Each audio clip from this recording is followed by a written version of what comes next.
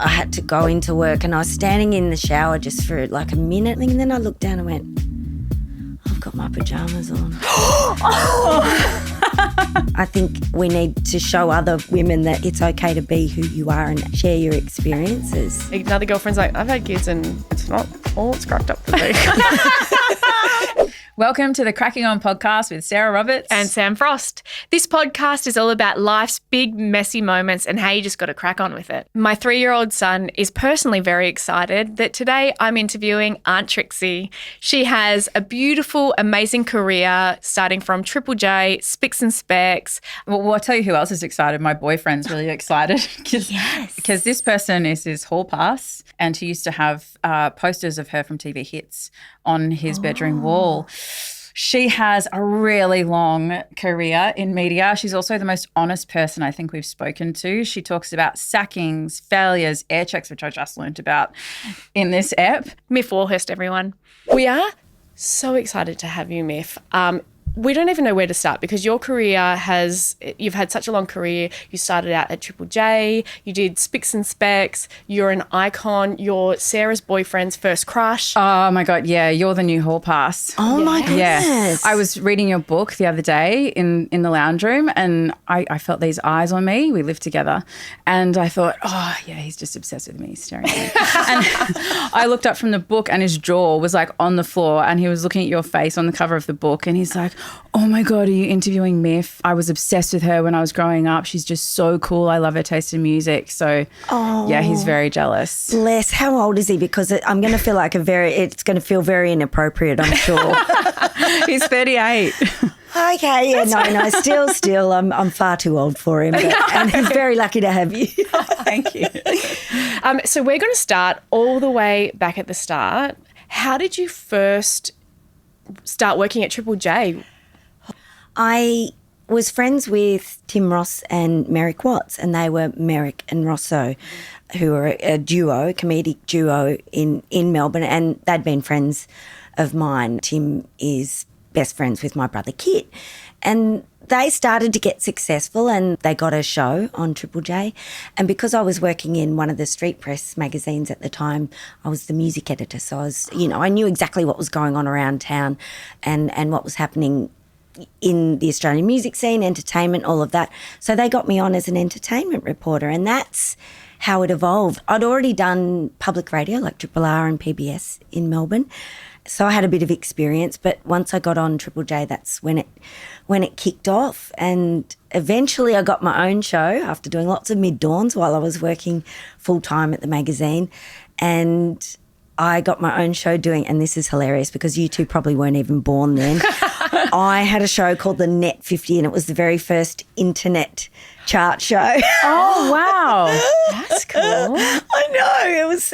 We were like, oh, this internet's really good. Look at this fancy thing. We can find out what people like in real time. Yeah, it was wild. So I started off with that and then it went from there.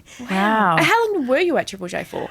Because I was doing stuff with Merrick and Ross, so that was around about 1997. So, yeah, 10 or 11 years. What was the culture like back then? Well, look, it was very different.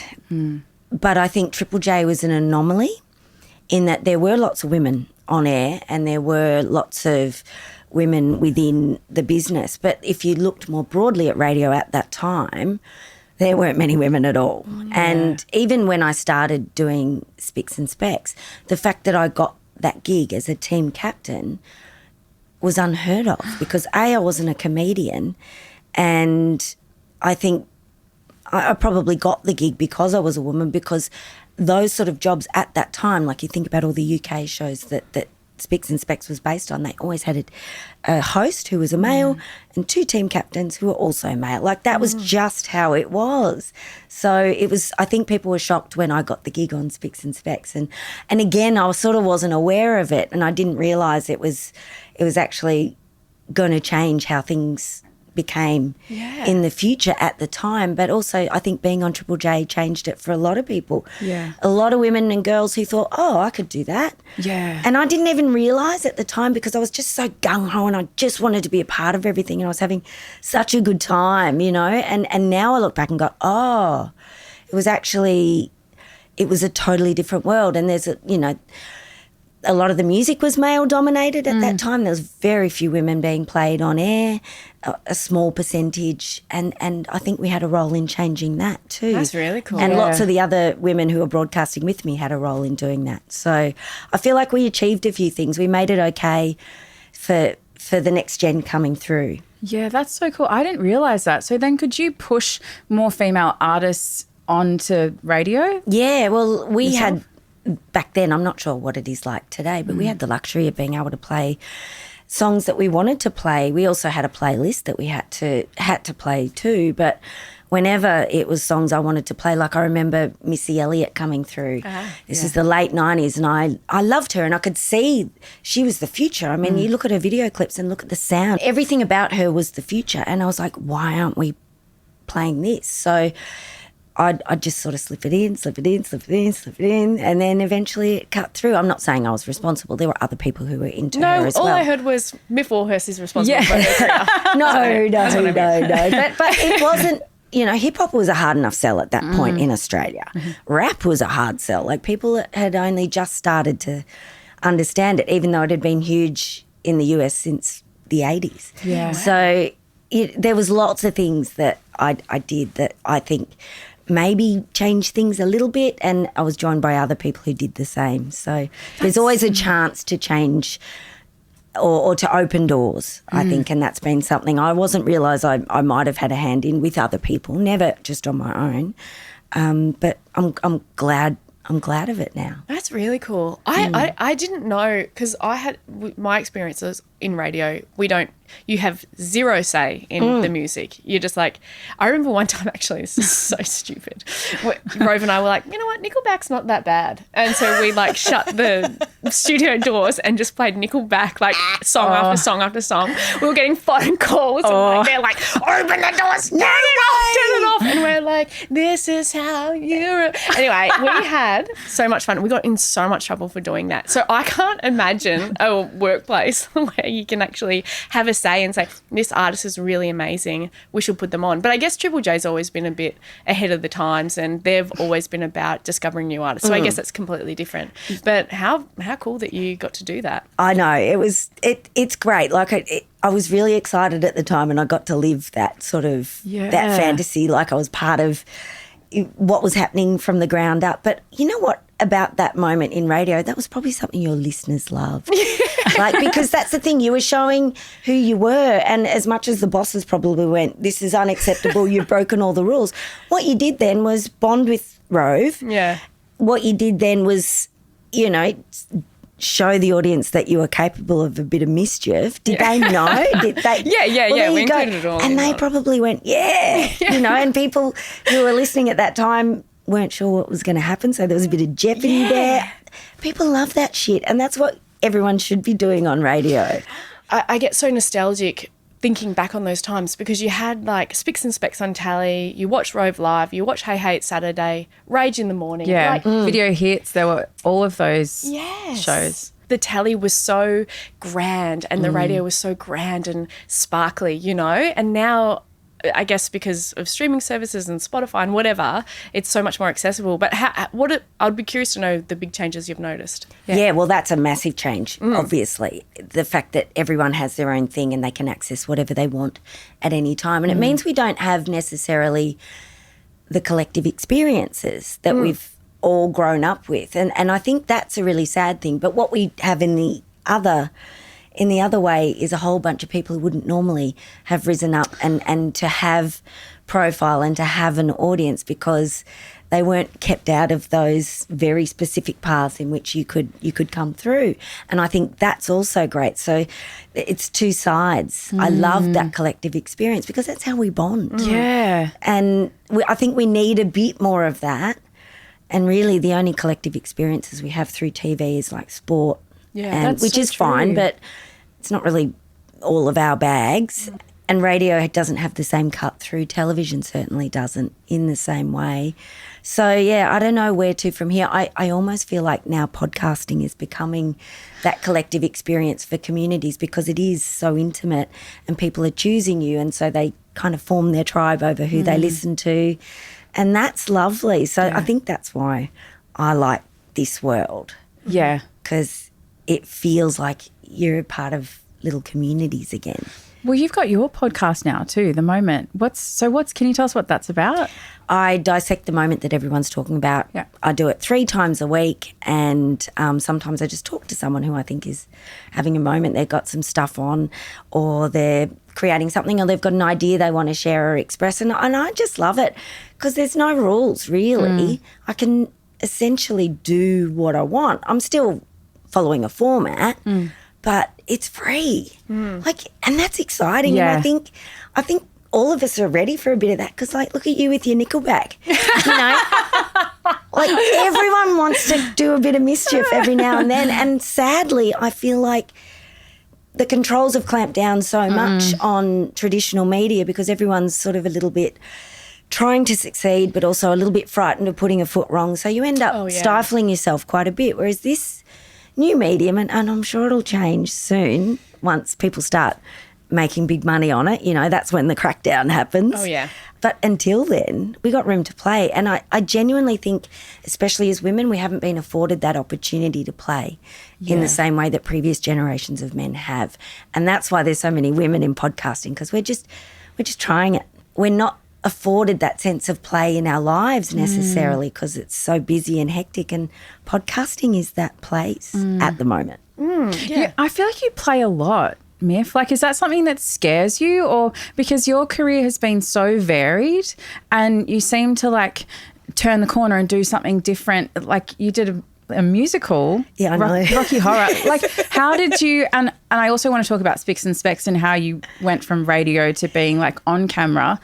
But what should we talk about first? Rocky Horror? Maybe? Like, there's just so much. That's the thing. When your career's so big, we're like, where do you even start? Yeah. And can we fit it all into this podcast? That's the question, I think. Well, look, I think my life reflects the nature of this industry. You have to adapt and change because otherwise you don't work, you know, and the work is less than it used to be. You don't get a job for life. There's none of that anymore. So I guess I've been doing the gig economy before everyone else is kind of finding that they have to do the gig economy.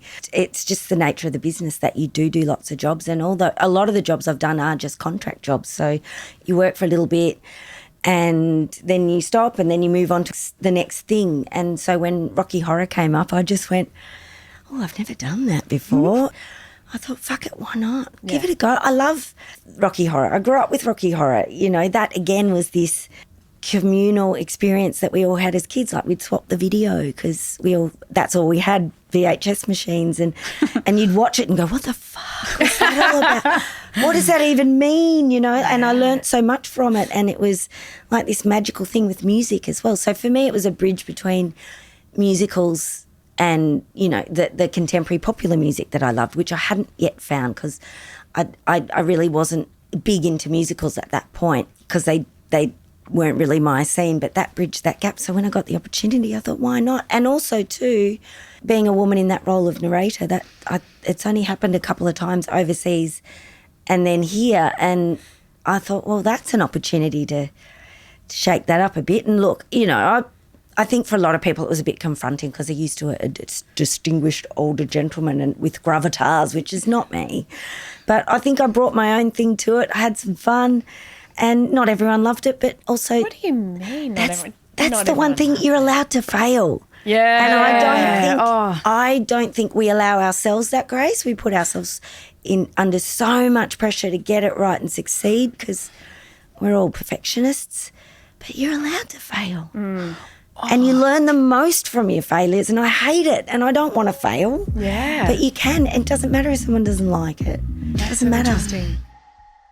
Can I ask, when did you learn that? When did you, or have you throughout your whole career just had this knowing that it's okay to fail? Or was there a moment in time where you were like, actually, you know what, I've got to let go a bit and it is okay to fail? Because I have trouble with that. Oh, yeah, me too. I'm such a perfectionist and yeah, I'm just wondering, does that click one day? No, it never clicks. It never clicks. And when you fail, it feels awful, awful.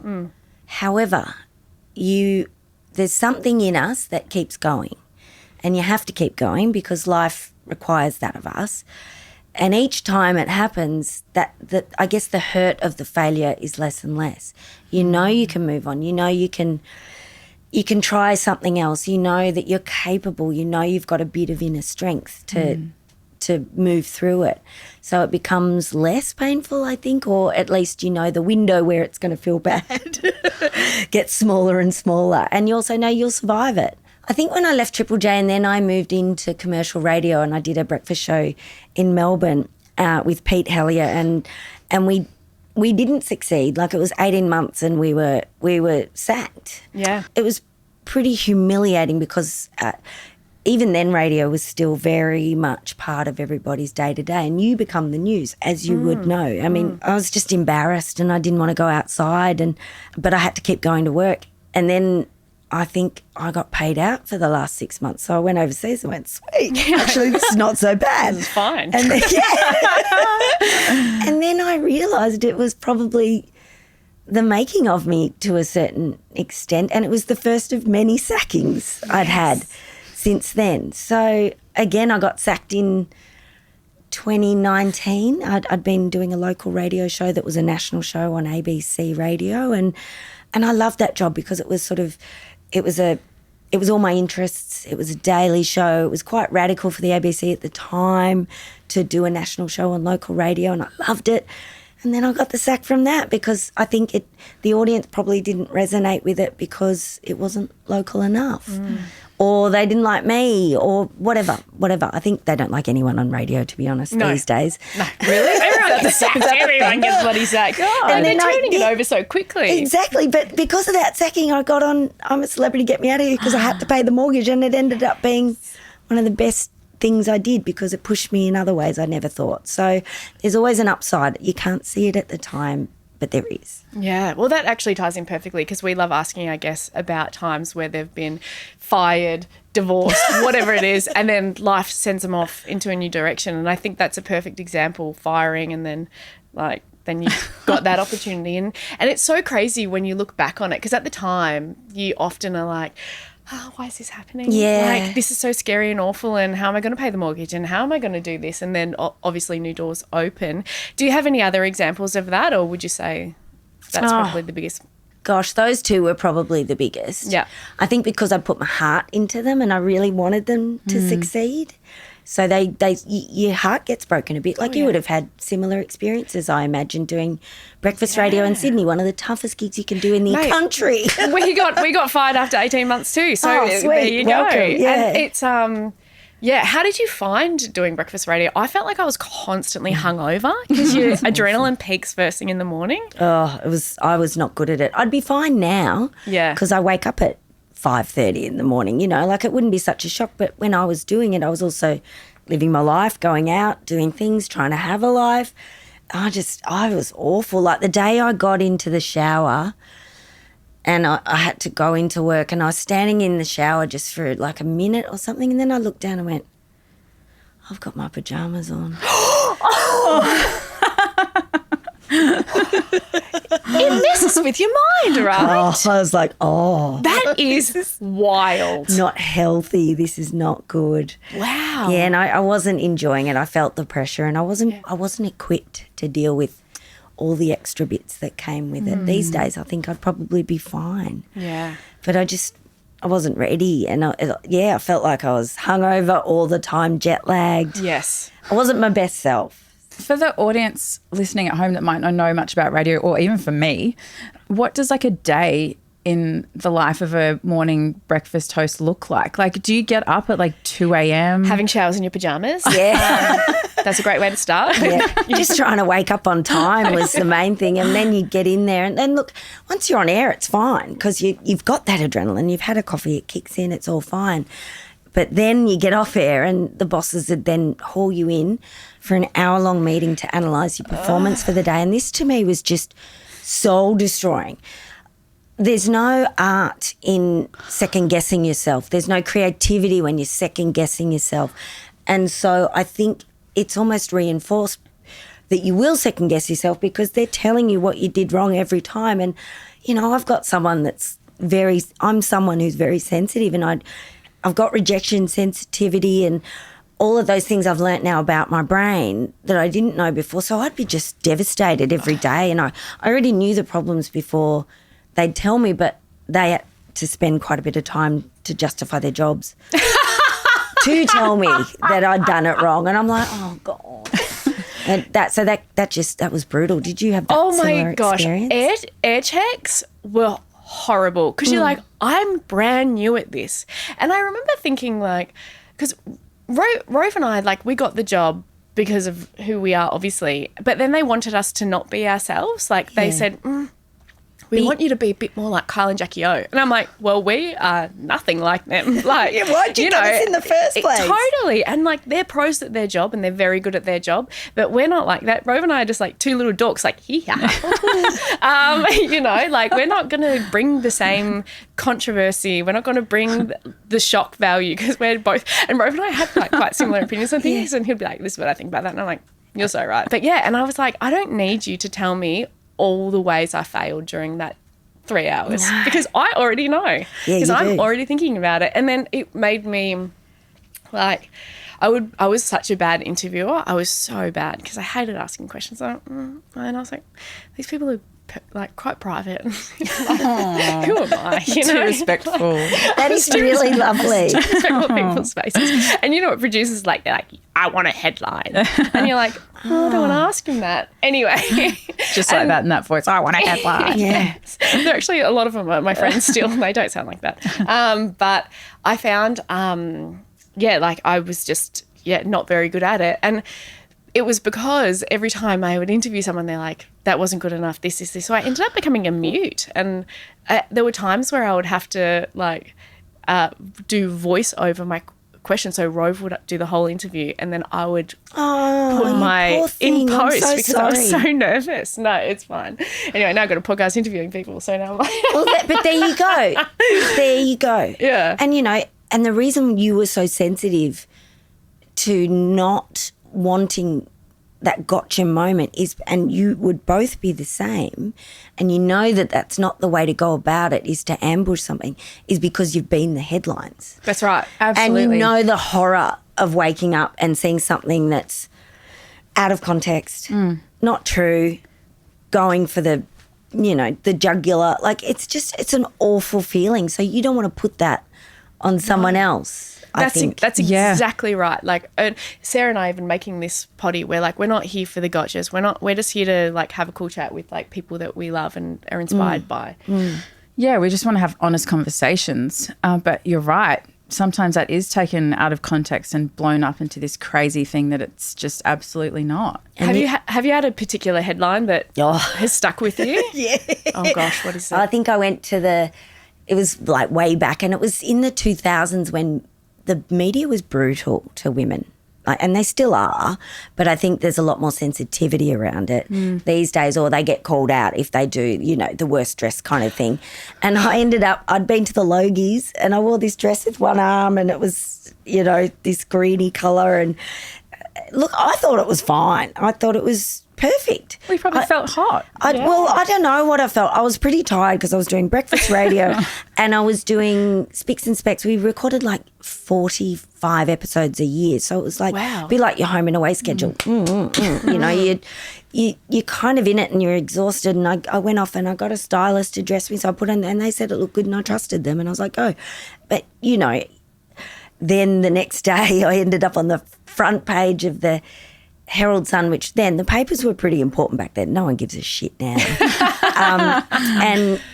And it said, it had a picture of me blown up because I'm 5'0", and Sarah Murdoch, who is a glamazon, she was, and then it just said worst dressed at the Logies on the front page, and I was like, I felt shame. Yes, absolutely. I felt ashamed, and I just, these days I wouldn't care, to be on those lists means you're doing something right. But back in those days I was just trying to fit in, and I wasn't a commercial gal anyway, and here I was being compared to a supermodel and, who was also dressed in probably the highest of high-end brands, and like it felt really mean. Yes. And then you look back at the media and how they treated people like Amy Winehouse, all those women who came through at that time. We were just free game for anyone to have a go at. Yep. And it was normalised.